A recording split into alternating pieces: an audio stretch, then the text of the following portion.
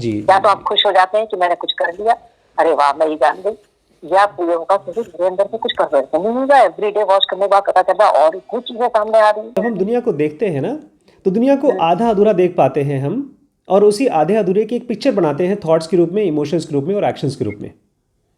हम्म, अगर मुझे मेरा बच्चा, मेरी बीवी, मेरा घर, मेरा प्रॉपर्टी, मेरे दुश्मन, मेरे दोस्त, मेरे मरीज़, मेरा काम, ये लोग दिख रहे हैं और फटाफट मैं उसके लिए थॉट्स बना रहा हूँ, फटाफट इमोशन बना रहा हूँ, फटाफट उसके लिए एक्शन बना रहा हूँ, तो उसकी रियलिटी मुझे दिखती नहीं है। एक कृष्णमूर्ति हैं, वो ध्यान से किसी को देखते हैं और चुप रहते हैं और देखते रहते हैं, तो उनको चूँकि अवेयरनेस की मात्रा ज़्यादा है, थॉट्स की मात्रा कम है, तो जो चीज़ है वो दिखती है सामने। वो बहुत बार ऐसे देखते थे अपने सामने जो बात करने के लिए उनसे मिलते थे, बोलते थे देखो इसकी झुर्रियों से पता चलता है कितना बूढ़ा है, एक किसान था, ये पॉलिटिकल आदमी था, इसके अंदर में घमंड था, जो चीज़ें उनका अभी आप जनों एडवांस में आगे आएंगी तो काफ़ी डिटेल में कवर किया उन्होंने। चाहे अच्छा। चाहे विनोबा भावे से मिले हों, चाहे नेहरू से मिले हों, किसी का नाम नहीं लिया हाँ हाँ उन्होंने, हाँ लेकिन हाँ, बहुत डिटेल में लेकिन कवर किया समझ जाते कि देख ये जो करके, मेरे हाँ सामने हाँ आदमी था, कोई आदमी डेथ के बारे में बात करने आया, उसने ढेर सारी स्क्रिप्चर्स पढ़ रखी हैं, लेकिन बगल में एक डेड बॉडी जा रही थी, उसके प्रति उसका कोई अवेयरनेस नहीं गया। तो जब हम किसी भी सिचुएशन को अपने थॉट से, इमोशन से और अपने एक्शन से नापने की कोशिश करते हैं, तो हमारा माइंड जल्दबाजी में है और एक बहुत बड़ी चूक कर रहा है कि वो उस मोमेंट को साइलेंस से टच नहीं कर पा रहा है। पर ऐसा क्यों होता है कि हम कुछ भी पढ़ें या कुछ भी सुने या देखें, थॉट तो इमीडिएट आता है, तो वो प्रीकंसीव्ड थॉट है या जो भी आएगा तो जरूर। इसमें हाँ, थोड़ा सा समझिए, थॉट तो आएगा क्योंकि थॉट्स बहुत समय से आ रहा है और हमने आ थॉट्स रहा को है। यूज़ किया है। हाँ, हमारे थॉट्स ये ऐसे हैं जैसे कि हम मार्केट जाएं और सामान खरीद के लाएं, और हम ये बोलें सर हम मार्केट जाएंगे तो सामान तो खरीद के लाएंगे ही। ज़रूरी नहीं है कि हम किसी भी चीज़ के लिए थॉट्स क्रिएट करें। जब आप अवेयर रहती हैं ग्लास के प्रति, सोफे के प्रति, कमरे के प्रति, चादर के प्रति, उस मोमेंट में समय तक आप अवेयर रहती हैं, उस कुछ हाँ, सेकंड्स के थॉट लिए नहीं थॉट्स आएगा। नहीं होता। हाँ हाँ हाँ, जैसे अभी मैंने टेबल को देखा, कोई क्यों मुझे ग्लास दिखाई दिया और ये नहीं लगा कि ये गंदी है या ये अच्छी, बस लगा हाँ है। तो जो हमारे थॉट्स हैं, उन हाँ। थॉट्स को हम ढील देते हैं, हम्म, इसीलिए हमारी ढील देने में वो थॉट्स एक के बाद एक के बाद एक आते रहते हैं। हमारे थॉट्स ठीक ऐसे हैं जैसे हम किसी अपनी दूसरी सहेली के साथ बैठे हों, मेरी मम्मी अपने पड़ोसी के साथ बैठी हों और वो किसी तीसरी औरत के बारे में, किसी आदमी के बारे में, बात किसी कर लड़के के रहे हैं। बारे में बकबक करते रहें, उसमें कुछ सच, फिर कुछ झूठ, फिर कुछ समाज और कुछ फिर बकबक चलते रहते हैं, फिर उसी में चाय कॉफ़ी चलती रहती है। ऐसे हम अपने ही थॉट से बातें करते रहते हैं। जैसे आपने अभी कहा कि ये थॉट की, अरे मैं तो ऐसी नहीं, ये भी एक थॉट है ना, ये भी थॉट ही है, थॉट ही थॉट से बात कर रहा है, मतलब एक तरीके बेसिकली से। हम लोग ने क्या किया, एक थॉट में से हमने दूसरा थॉट निकाला और मज़ा आता है, हमको किक मिलता है, हमको इमोशनल जूस हाँ। मिलता है। अगर मुझे ये मालूम पड़ जाए कि हमारे सामने वाला पड़ोसी, उसकी वाइफ है, लेकिन उन दोनों की लड़ाई चल रही है, तो हमको तुरंत मन करेगा अच्छा इनकी लड़ाई किस बात पे चल रही है। अच्छा, सही बात। अगर ये पता चल जाए लड़ाई इस बात पे चल रही है कि हस्बैंड जो है वो अपनी वाइफ के साथ कहीं घूमने नहीं जा रहा है, तो ये इसके बारे में बहुत इंटरेस्ट नहीं आएगा, हम छोड़ देंगे। लेकिन अगर ये पता चल जाए कि हस्बैंड की वाइफ की लड़ाई इसलिए चल रही है क्योंकि हस्बैंड का किसी और के साथ अफेयर चल रहा है, फिर चल रहा है, तो फिर तो इंटरेस्ट अब ये आएगा बड़ा तो। इंटरेस्टिंग हाँ, थॉट है क्योंकि इसमें फिर हम कि वो जानना कौन चाहेंगे है। तीसरा हाँ फैक्टर कौन है। हाँ तो हमको थॉट्स, हम थॉट्स खरीद के लाते हैं अपने घर पे। जो इंटरेस्टिंग दुकान में सामान लगता है, नया लगता है, थोड़ा सा एक्साइटिंग लगता है, उसको हम खरीद के लाते हैं। ऐसे ही हम थॉट्स को भी खरीद के लाते हैं हम्म, और सही फिर बात उसमें से है। कुछ थॉट्स को बचा के रख तिजोरी में। और फिर दोबारा उस पर डिस्कस करते हैं, अपने आप ही अंदर संवाद चलता है, कुछ कुछ कुछ कुछ चलता चला लेकिन जाता हमको ये एहसास नहीं होता है कि इन थॉट्स के ऊपर काम करने वाली एंटिटी बहुत सॉफ्ट साइलेंस है और वो काम करती है, बशर्ते हम उसको थोड़ा समय दें। जैसे अभी अभी आपने जैसे कहा कि हम इस तरह की, हम लोगों की लाइफ में होता है, लेडीज की सच बात है कि मेड आई होता है जिनके यहाँ का कुछ, तो हम उसको सुनना चाहेंगे क्या बताना चाह रही है, उनकी डेथ हो गई तो वाइफ कहाँ जा रही है, क्या है। तो इस तरह की जब बातें आती हैं आपके सामने, तो अवेयर होने का मतलब ये हुआ कि मैं थॉट खरीद लाई हुई वाला एंटरटेनमेंट के लिए, अपने पता चल जाना चाहिए मुझको, बस इतना ही ना।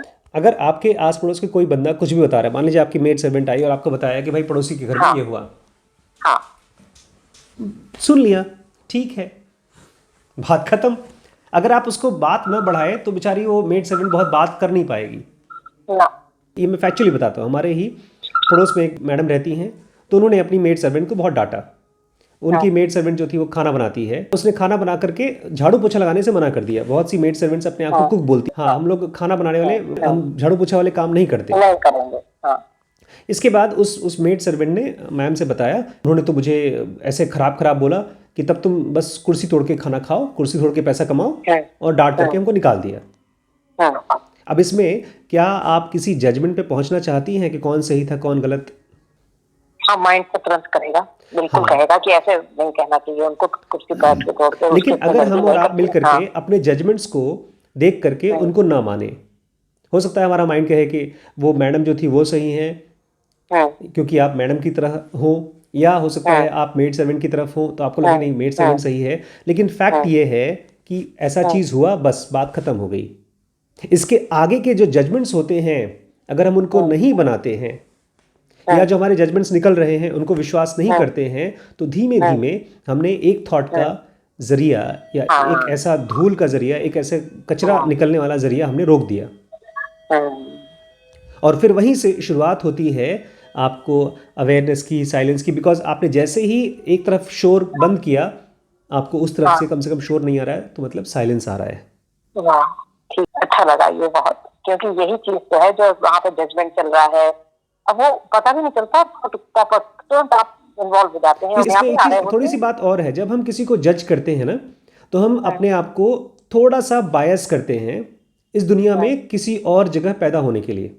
जैसे एग्जाम्पल के लिए मान लीजिए मैं हिंदू हूँ और मैं हम्म, मुस्लिम्स को बहुत नापसंद करता हूँ, हम्म, तो नेचर का कुछ लॉ है कि चूंकि आपने एक तरफ डिसलाइक किया या एक तरफ लाइक किया, इसलिए वो आपको किसी और तरफ पैदा करेगा ताकि आप अपने आप को एक्सपीरियंस कर लें, एक ट्रूथ को एक्सपीरियंस कर लें जो शायद आप अवेयर होकर के एक्सपीरियंस कर सकते थे।